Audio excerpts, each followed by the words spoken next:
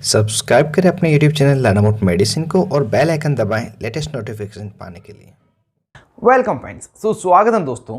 Parental preparations जिन्हें हम injection कहते हैं, यह एम्पूल तथा वायल की पैकिंग में आते हैं और इन्हें हमारी बॉडी में इंजेक्ट करके इसका प्रयोग लिया जाता है। और हमारी बॉडी में इन्हें इंजेक्ट करने के लिए सिरिंज तथा नीडल का प्रयोग लेते हैं। सामान्य तौर पर आप 5 ml या 10 ml की नीडल सिरिंज का प्रयोग लेते हैं, जिससे कि सभी इंजेक्शन लगा दिए जाते हैं। लेकिन बात यहीं खत्म नहीं होती। कुछ इंजेक्शन ऐसे होते हैं जिनकी रूट ऑफ एडमिनिस्ट्रेशन अलग होती है या उनकी दवा कुछ अलग होती है, जिनको इन सिरिंज की सहायता से नहीं लगा सकते। ऐसे में हमें वह प्रॉपर सिरिंज तथा नीडल की आवश्यकता होती है जो उस रूट के लिए तथा उस दवा के लिए उचित रहती है। इस कारण से आपको सभी प्रकार के जो सिरिंज तथा नीडल है उसकी जानकारी होना आवश्यक है। और इसी कारण से आज का यह वीडियो मैं बना रहा हूँ, जिससे कि आपको सभी प्रकार की नीडल सिरिंज की जानकारी मिल सके।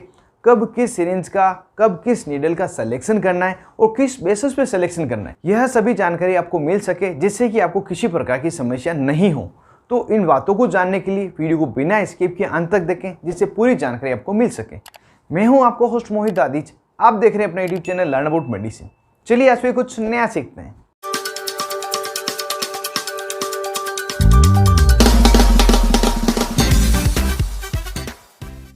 हेलो फ्रेंड्स, नमस्ते दोस्तों। वीडियो में पहले हम सिरिंज के बारे में पूरी डिटेल जान लेते हैं, उसके बाद में नीडल के बारे में जानेंगे। जैसा कि आप स्क्रीन पे देख पा रहे हैं, सिरिंज कुछ इस प्रकार की दिखती है।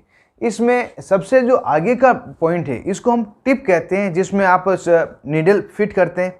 टिप के ऊपर जो ब्लैक कलर की रिंग दिखाई दे रही है, इसे हम प्लंगर टिप कहते हैं। और जिसको आप फिंगर की सहायता से पीछे खींचते हैं, जिससे कि सिरिंज में दवा भर जाती है, उसे आप प्लंगर कहते हैं। और जो ये पूरी बॉडी है, जिसे हम बैरल कहते हैं, इस पे आपको इसकी अलग अलग मेजरमेंट लिखी होगी। जो वॉल्यूम मार्किंग होगी वो इस पे होगा। और ये वॉल्यूम मार्किंग सीसी या एमएल में हो सकता है। यह दोनों ही एक दूसरे के इक्विवेलेंट है। अगर 1 सीसी का हो या 1 ml को, एक जैसा ही होता है। इसी कारण से कई बार आपने सुना होगा, कुछ लोग कहते हैं 5 सीसी की सिरिंज चाहिए, कुछ कहते हैं 5 ml की सिरिंज चाहिए। दोनों में कोई डिफरेंस नहीं है, वह एक ही होती है। और जिस पार्ट को हम इंजेक्शन की अंगुलियों की सहायता से पकड़ते हैं पुश करने के लिए, उसे हम फ्लेंज कहते हैं। तो ये थोड़ा सा इंट्रोडक्शन था सिरिंज के बारे में। वैसे आप सभी इसको रेगुलर यूज़ लेते हैं, आपको पता ही है। यहाँ पे अगर सिरिंज के अलग अलग साइज़ की बात की जाए, जो इसके मेजरमेंट के अकॉर्डिंग होती है, तो उसमें 1 ml, 2 ml, 2.5 ml, 3 ml, 5 ml, 6 ml, 10 ml, 12 ml, 20 ml, 60 ml तथा 70 ml है। 1 ml से लगाकर 70 ml की अलग अलग सिरिंज आती है, जिसको आवश्यकता अनुसार प्रयोग लिया जाता है। अब किस सिरिंज का प्रयोग कब किया जाता है, उसका सिलेक्शन कैसे किया जाता है, उसको हम यहाँ पे जान लेते हैं। सिरिंज का चुनाव मुख्य रूप से दवा की मात्रा तथा दबाव पर निर्भर करता है। जैसे दवा की मात्रा ज़्यादा है तो बड़े माप की सिरिंज चाहिए होती है, जैसे 10 ml या 20 ml की। और यदि किसी दवा की मात्रा कम है तो छोटे माप की सिरिंज, जैसे कि 5 ml या 2 ml की आवश्यकता होती है। सबसे जो छोटी सिरिंज होती है वह 1 ml की होती है और ये बहुत ही पतली होती है। इस सिरिंज पर सीसी या ml लिखा हुआ नहीं होता है, इस पर यूनिट्स लिखे होते हैं, जिन्हें सामान्यतः डायबिटिक पेशेंट के द्वारा प्रयोग लिया जाता है या कोई हार्मोनल इंजेक्शन लगाते हैं तो उस समय इसका प्रयोग लिया जाता है, जिन्हें यूनिट में मापा जाता है। सिरिंज के सिलेक्शन में जो सिरिंज की टिप है, यह भी प्रमुख है। यह भी अलग अलग प्रकार की होती है। लगभग 5 प्रकार की ये टिप होती है, जिसमें सबसे पहली टिप है ल्यूरल लॉक टिप। यह एक प्रकार की टिप होती है जिसको स्क्रू कनेक्शन किया जाता है। आपने देखा होगा कुछ सिरिंजेस ऐसी आती है जिसके आगे का टिप में स्क्रू लगे होते हैं, जिसको नीडल घुमाकर लगानी होती है। इसका सबसे बड़ा एडवांटेज ये है कि यह बहुत ही सेफ होती है, क्योंकि इसको लगाने के बाद नीडल हिल डुल नहीं सकती, तो आसानी से पेशेंट को लगाया जा सके। दूसरी जो टिप होती है वो होती स्लिप टिप। यह टिप सामान्यतः जो सिरिंज के साथ में आती वही होती है, जिसमें जो आप नीडल है इसको डायरेक्ट पुश करके लगा सकते हैं, जिससे कि नीडल फिक्स हो जाती है और इसे आसानी से लगाया जा सके। तीसरी तरह की टिप होती है एंसेंट्रिक टिप। यह एंसेंट्रिक टिप इस प्रकार की होती है जो सेंटर में नहीं होती, थोड़ी सी नीचे होगी। इसको प्रयोग उस समय लिया जाता है जब किसी को वेन में तथा आर्टरी में इंजेक्शन लगाना हो या किसी लिक्विड को एस्पिरेशन करना हो, तो इन दो स्थिति में इसका प्रयोग लिया जाता है। और आपने कई बार देखा होगा कुछ सिरिंज तो ऐसी होती है जिसको सेंटर में टिप आता है, उसको आप स्लिप टिप कहते हैं। और जो नीचे टिप आता है उसे एसेंट्रिक टिप कहते हैं। चौथे प्रकार का टिप है कैथेटर टिप। यह नाम से ही आप जान गए होंगे, मुख्य रूप से जो कैथेटर है इसको क्लीन करने के लिए लिया जाता है। इसकी अगर एनाटॉमी जाने तो ये थोड़ा लंबा होता है और टेपर्ड होता है, कटा हुआ होता है, जिस कारण से ये किसी भी ट्यूब में फिक्स हो जाता है जिससे कि ट्यूब को फ्लश कर सके। और दूसरा इसका जो मुख्य प्रयोग लिया जाता है वो वुंड इरिगेशन में लिया जाता है, घाव को धोने के लिए लिया जाता है। ये जो टेपर्ड इसका पार्ट है, इसकी सहायता से जो इसकी धार है यह बहुत ही तेज़ जाती है, एकदम सीधी जाती है, जैसे कि आसानी से वुंड को क्लीन किया जा सके। और जो लास्ट प्रकार है टिप का वह है परमानेंट अटैच नीडल। यह आपने जरूर से देखी होगी, जैसे हमने अभी बात की, सबसे छोटी जो नीडल होती है, सिरिंज होती है, वह 1 ml की होती है। इंसुलिन की जो सिरिंज होती है इसके साथ में नीडल अटैच ही आएगी। तो यह इसका अगला टाइप है। यह जो लो डोज के इंजेक्शन है उसको लगाने के लिए प्रयोग ली जाती है।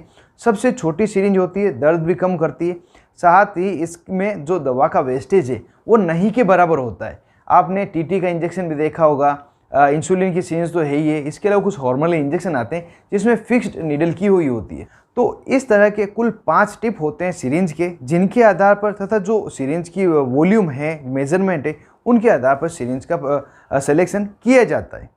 अब अगर जाने नीडल का सिलेक्शन कैसे किया जाता है, नीडल के बारे में कुछ जानकारी लें, तो सबसे पहले नीडल की एनाटॉमी जान लेते हैं। जैसा आप पिक्चर पे देख पा रहे हैं, सामान्य सी नीडल है जिसको आप हमेशा देखते हैं, लेकिन इसके पार्ट के नाम जाने तो जो प्लास्टिक का एरिया है इसे हम हब कहते हैं। जो मेटल की पूरी नीडल टाइप है इसको शाफ्ट कहेंगे। और जो प्रिक किया जाता है इसमें जो गोला है जिसमें से दवा आती है उसे हम लूमन कहते हैं। और जो इसकी टॉप है, टिप है, इसको आप बेवल कहते हैं। ये इसका थोड़ा सा इंट्रोडक्शन था। अगर इसके सिलेक्शन की बात की जाए तो नीडल के सिलेक्शन के लिए 3 मुख्य मानदंड है, जिसमें नीडल का जो गेज है कितना गेज का होना चाहिए, लेंथ कितनी होनी चाहिए, उसका यूज किस जगह किया जाता है, जो टारगेटेड एरिया है, साइट है, वह क्या है, जैसे IM, SC, इंट्रामस्कुलर किस तरह से लगाया जाता है, इस तरह से नीडल का सिलेक्शन किया जाता है। अगर नीडल के गेज की बात की जाए तो यहाँ पर आप स्क्रीन पर देख पा रहे हैं 6 से लगाकर 32 तक अलग अलग गेज दे रखी है।